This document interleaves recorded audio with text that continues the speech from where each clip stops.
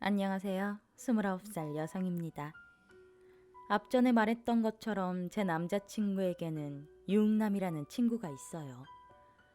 베프나 절친까진 아니지만 같이 어울려 노는 무리 중에 속한 친구 정도요. 그 유흥남은 평소 행실이 바르지 못한 그런 놈이었어요.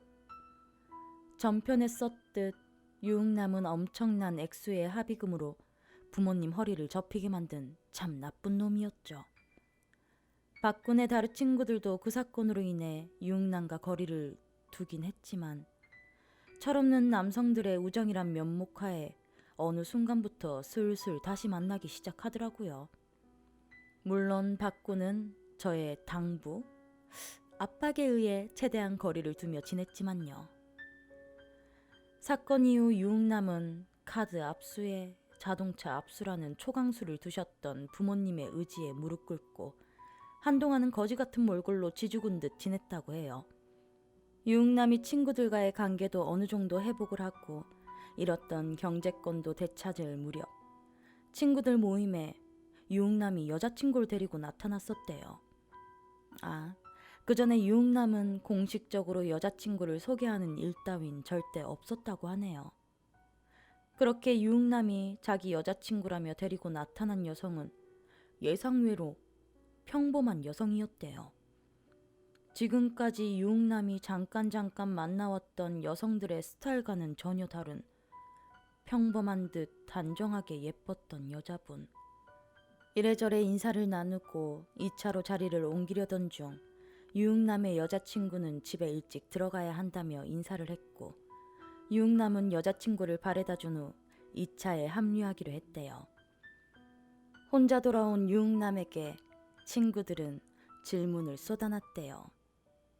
어디서 만났냐, 저런 여자가 널 만나주긴 하냐 등등. 하지만 유흥남은 부모님이랑 잘 아시는 딸뿐이라고 그냥 몇 번 만났는데 착해서 무난하고 집도 어느 정도 살고 그래서 한번 만나보기로 했다고 유흥남다운 대답이었죠. 하지만 의외로 유흥남은 그 여자분과의 만남을 오래 지속했어요. 몇 년을 무난하게 그 여자분과 연애를 하는 모습에 친구들도 신기하게 생각했을 정도였으니까요. 그렇게 몇 년을 만나다 보니 결혼 이야기가 나오는 건 당연지사. 거기다 부모님들끼리 잘 아는 사이셨다고 하니 결혼 이야기가 안 나올래야 안 나올 수가 없었겠죠. 유흥남의 여자친구분을 A라고 칭할게요. 유흥남과 여자분 A의 결혼 이야기가 본격적으로 오갈 때쯤 한 직장에 오래 다니질 못하고 이직을 반복하던 유흥남에게 유흥남의 아버지가 한 줄기 빛을 내려주셨대요. 유흥남의 아버지가 소유하고 계시던 건물에서 지하 1층은 술집으로 지상 1층은 식당으로 개업을 권유하며 유흥남의 손에 쥐어주신 거죠. 하루아침에 가게가 하나도 아닌 둘. 그렇게 사장님이 돼버린 유흥남. 신바람이 나서 가게 인테리어를 보러 다니며 즐거운 나날들을 보냈다고 해요. 그런데 이때 유흥남은 유흥남다운 일을 하나 벌리게 되는데요. 그냥 호프집 정도로 오픈하려 했던 지하 1층을 좀 더 문란한 술집으로 개업하려 수작을 썼죠. 그런 장사는 절대 안 된다라는 아버지의 말씀에 뭐라고 대응을 했는지는 몰라도 며칠 후에 유흥남은 의기양양한 표정으로 인테리어를 시작했대요. 흔히 말하는 여자 나오는 술집을 디자인한 거죠. 지하 1층은 술집으로 지상 1층은 보쌈집으로 개업을 며칠 앞둔 어느 날 박군의 베프에게 전화가 왔었어요.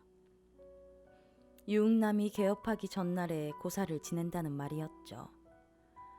원래 새로 시작하는 장사는 고사를 지내고 시작하는 게 일반적이긴 하지만 술집, 그것도 여자 나오는 술집을 개업한다는 아들이 못 믿어오셨던 유흥남의 부모님은 그런 장사는 길을 잘 누르고 시작하는 게 중요하다라는 말을 어디서 들으셨는지 용하다는 무당을 불러서 고사랑 구술하자고 하셨대요.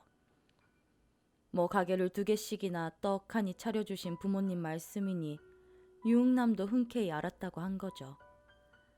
가게 건물 앞에서 고사상을 차려놓고 복색을 차려입은 무당이 왔던 날, 미리 구해놓은 종업원들과 그리고 유흥남, 부모님, 친구들이 보는 앞에서 고사를 지내기 시작했대요. 별탈 없이 고사랑 굿을 마친 후 무속인은 둘러서 있는 사람들의 얼굴을 한 명씩 살펴봤대요. 유흥남의 가족 그리고 친구를 제외한 종업원들만 한쪽으로 세우더니 짧게 짧게 점을 보듯 한마디씩 해줬다고 해요. 뭐 아가씨는 불을 조심해야 돼, 이런 정도로만 아주 짧게요. 무속인이 종업원들의 얼굴을 다 살펴본 후 유흥남과 가족들이 서 있던 쪽으로 몸을 돌렸대요. 그리고 유흥남 쪽으로 성큼성큼 다가가더니 오빠 나 다 알고 있었어. 오빠 벌 받을 거야. 그렇게 짧은 말을 뱉어내고 유흥남의 부모님께 인사를 한 후 돌아섰다고 해요. 그 무속인은 나이가 많은 여자분이었댔는데 절대 오빠라는 호칭을 쓸 일이 없는 상황인 거죠. 가족들과 친구들 모두 어이가 없어서 유흥남의 얼굴을 쳐다봐도 유흥남은 별거 아니라는 듯 뒷마무리를 하고 친구들을 끌고 술을 마시러 갔대요. 그리고 다음 날 술집과 보쌈집 개업식을 마치고 얼마 후 유흥남은 오래 만났던 A양과 결혼을 했어요. 건물 위치도 좋고 목이 좋은 자리라 두 개의 가게는 정말 장사가 잘 됐다고 해요. 돈도 많이 벌고 알콩달콩 신혼재미에 빠져들던 날, 어느 날부턴가 술집에서 일하던 아가씨들이 한두 명씩 빠져나가는 일이 생기기 시작했대요. 처음엔 말도 없이 결근을 하고 나중에는 말도 없이 그만둬버리는. 하지만 유흥남은 일할 사람은 세고 셌다며 별로 신경 쓰지 않았다고 해요. 하지만 그런 일이 반복이 되고 영업에 지장이 생기자 점점 걱정을 늘어놓기 시작했다고 하더라고요. 거기다 1층에 보쌈집까지, 그 많던 손님이 하루아침에 줄어드는 기영상까지. 가까운데 보쌈집이 또 생긴 건가 하고 살펴봐도 그런 건 없었대요. 매출이 컸던 술집부터 챙겨야겠다는 생각에 아가씨들을 구해봐도 쉽지 않았대요. 그나마 일하러 오겠다는 아가씨가 있어 유흥남이 가게로 나가 기다렸던 날, 유흥남은 언제부터 일할 수 있냐고 물어봤지만 그 아가씨는 갑자기 일을 못할 것 같다고 죄송하다고 하더래요. 그래서 유흥남은 일자리 급하다고 꼭 일하게 해달라고 말하지 않았냐고. 하지만 아가씨는 그게 역인 줄은 몰랐다고, 죄송하다고, 다른 사람 알아보라고 말했죠. 하지만 유흥남은 그 아가씨에게 꼬치꼬치 캐물었대요. 그러자 아가씨 입에서 나온 말은 원래 같은 업종에 종사하는 아가씨들끼리는 정보 교환이 굉장히 빠르다는 거. 유흥남의 가게는 사장의 터치도 없고 손님들도 점잖은 편이라 일하기 좋다는 소문이 돌았다는 거. 하지만 가게에서 일하던 아가씨들이 하나둘 뭔가를 보기 시작하면서 그만뒀다라는 거였죠. 그런데 일하면 재수 온 붙는다는 게 흔히들 하는 말인지라 선뜻 일할 사람도 없다는 거. 소문은 정말 빨라서 이미 가게에 오겠다는 아가씨도 없을 거라는 거였습니다. 그리곤 아가씨는 이런 말들을 쏟아놓고 자리를 떠났다고 해요. 친구들을 불러 모아 술을 마시고 이런 얘기를 하며 분통을 터트려 놨다던 유흥남. 거기다 1층의 보쌈집은 파리만 날리는 지경까지. 그리고 신혼재미에 녹아들어야 할 집에서도 상황은 좋지 않았다고 했어요. 밤이면 밤마다 즐거워야 할 신혼부부인데 어떻게 된 일인지 A양과 부부 생활을 하려고 눕기만 하면 유흥남의 몸은 말을 듣지 않았대요. 처음에는 A양도 남편이 많이 피곤해서 그런가 보다라며 웃어 보였대요. 하지만 그런 날들이 계속되자 A양이 어디서 바람 피우고 다니는 거 아니냐며 나를 세웠대요. 유흥남도 스트레스가 많아서 그런 걸 거라고 A양을 다독였죠. 하지만 남자로서의 창피함과 그리고 걱정, 의심하는 와이프 A양까지 심각하게 고민할 정도였다네요. 장사도 안 되고 급기야 와이프와 각방까지 쓰게 된 유흥남은 허구한 날 친구들을 불러 모아 술판을 벌이기에 바빴다고 해요. 그렇게 지내던 어느 날 박군의 베프가 간만에 술 한잔하자며 연락이 왔어요. 박군과 전, 베프와 여친 이렇게 넷이 만나 술잔을 기울이고 즐거운 시간을 보낸 후 베프가 그런 말을 하더라고요. 가끔은 유흥남네 보쌈 좀 팔아줘야 되는 거 아니냐고. 너무 썰렁한 것 같더라고. 저의 눈치를 보던 박군을 대신해서 저는 개업한 지 꽤 됐는데 아직 그 집 보쌈 맛도 못 봤네 라며 말했어요. 그렇게 다행이다라는 표정을 지은 베프는 우리를 데리고 유흥남의 보쌈집으로 향했어요. 넓은 가게, 깨끗한 인테리어. 하지만 그 넓은 홀에 딱 한 테이블만 자리를 차지하고 있었죠. 베프가 전화를 하자 어디선가 뛰어온 유흥남. 오랜만이라며 먹고 싶은 거 말만 하라고 그랬죠. 그렇게 넷이서 자리에 앉으니 유흥남이 금방 테이블을 채워줬어요. 직접 주방과 홀을 드나들며 음식들을 갖다 주던 유흥남. 그리고 유흥남의 등 뒤에 어른대던 검은 그림자. 입맛이 뚝 떨어져 젓가락을 내려놓고 유흥남의 얼굴을 쳐다보니 많이 상해 있더라고요. 어김없이 저의 눈을 피하던 유흥남. 그리고 어김없이 유흥남 뒤를 지키던 그림자. 울렁거리는 속에 아무것도 들어가질 않아 물만 마셔대니 박군이 걱정을 했어요.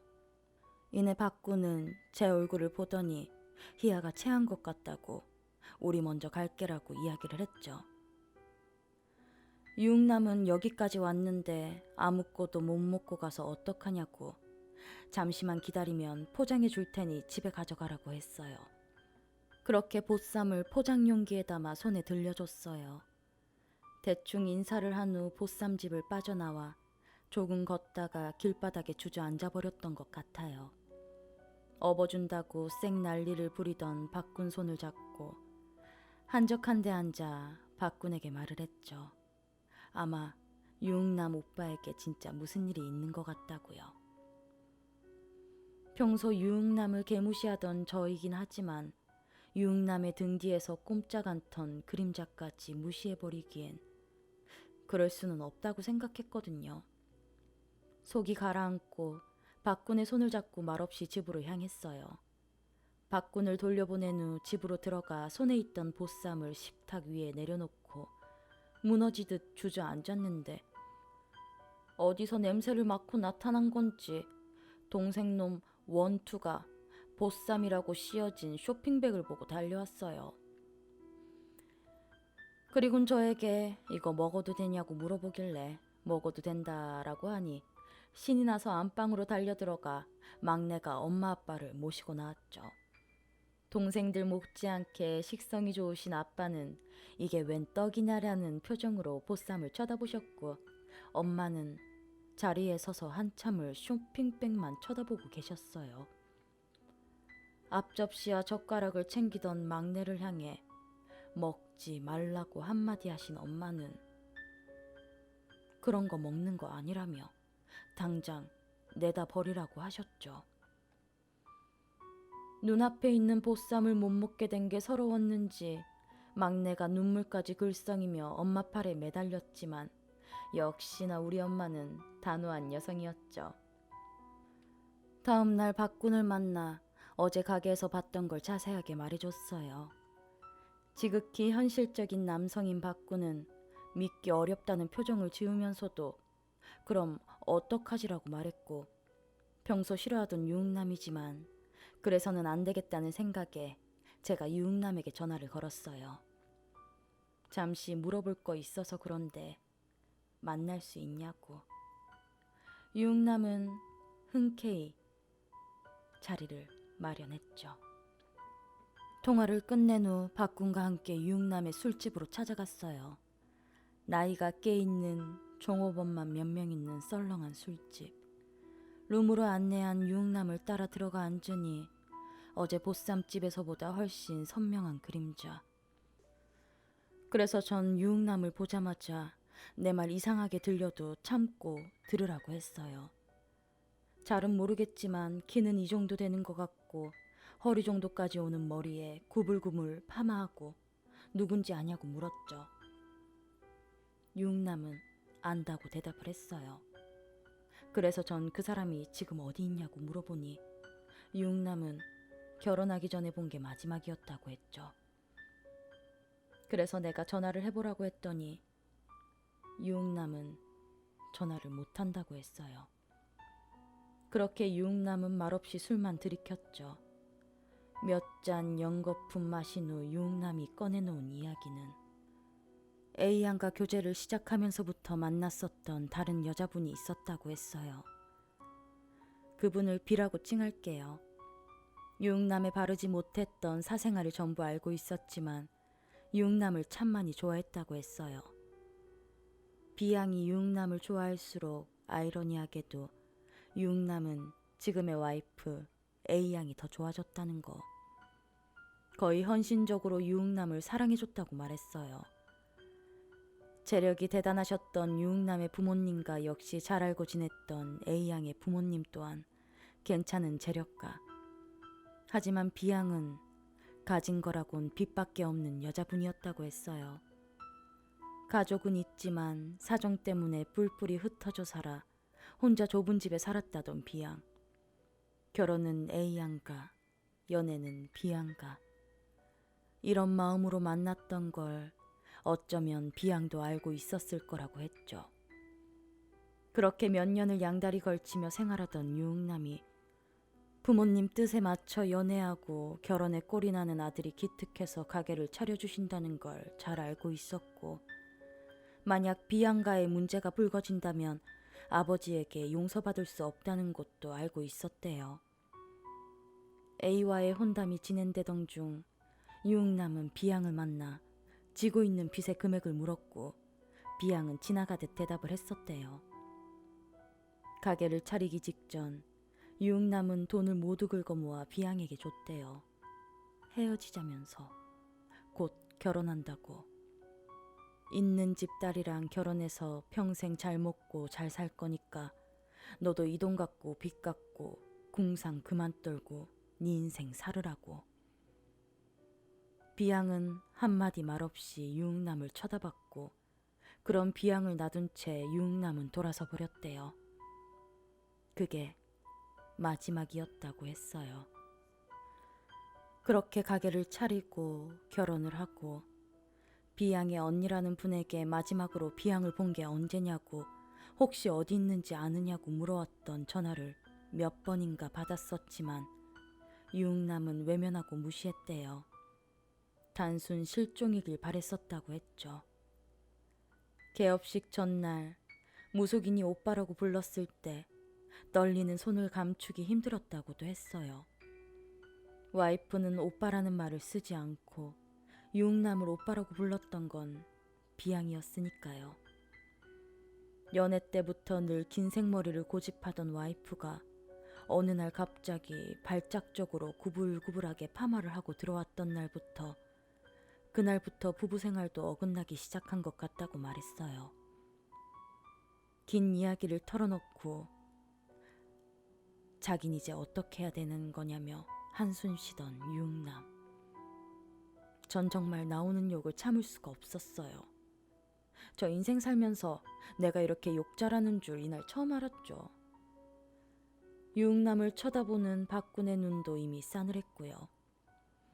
어디에 있는 건지 어떻게 된 건지부터 알아야 달래주고 편안하게 해줄 수 있을 거란 생각에 저는 개업식 날 왔던 무속인을 찾아가 보라고 했죠. 그렇게 전 욕을 삼키며 박군과 함께 집으로 왔어요. 밥 얻어먹겠다는 박군을 데리고 집으로 들어서자 날아오는 건 엄마의 등짝 스파이크였죠. 어딜 쌍으로 갔다 온 거냐라며 당장 손부터 씻으라고 욕실로 밀어넣던 저희 엄마. 그리고 엄마는 어제 그 보쌈 이야기를 해주시더라고요. 아무래도 밖군 이상한 놈들 만나지 말고 저도 끌어들이지 말라며.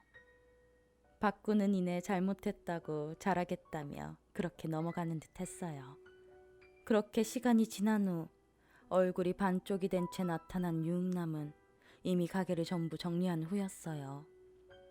본인이 말했던 대로 무속인의 집에 찾아가니 무속인이 무지막하게 화를 냈다고 했어요. 집에 발도 들여놓지 말라면서 온갖 쌍욕을 다 하던 무속인에게 빌고 사정하니 정말 마음 아프게도 비양은 이미 이 세상 사람이 아니라는 말이었죠. 죽어서도 편하지 못하고 유흥남의 뒤에 서 있었다는 비양. 어디로 간 건지 어디에서 죽은 건지도 모른다며 뒤늦게 울며 후회하던 유흥남에게 무속인이 해준 말은 바다가 보인다라는 말이었어요.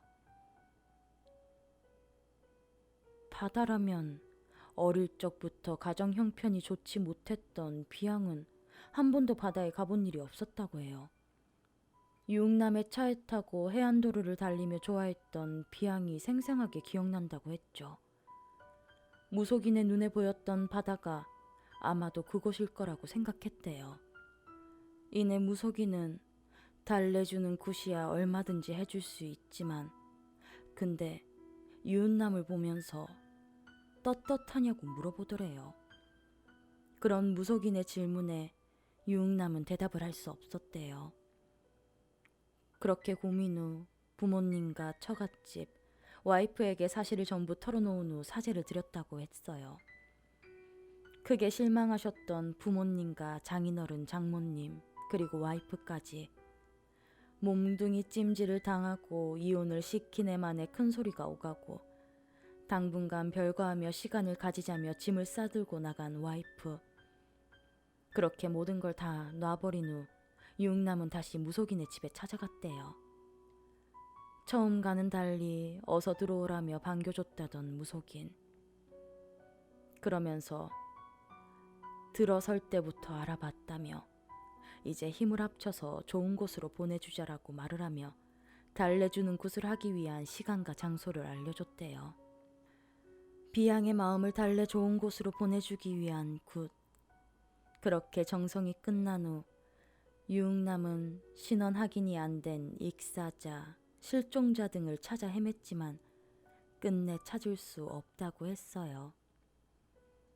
철없고 이기적인 행동으로 자신을 많이 사랑해줬던 사람에게 몫을 짓했다며 울곤 했었죠.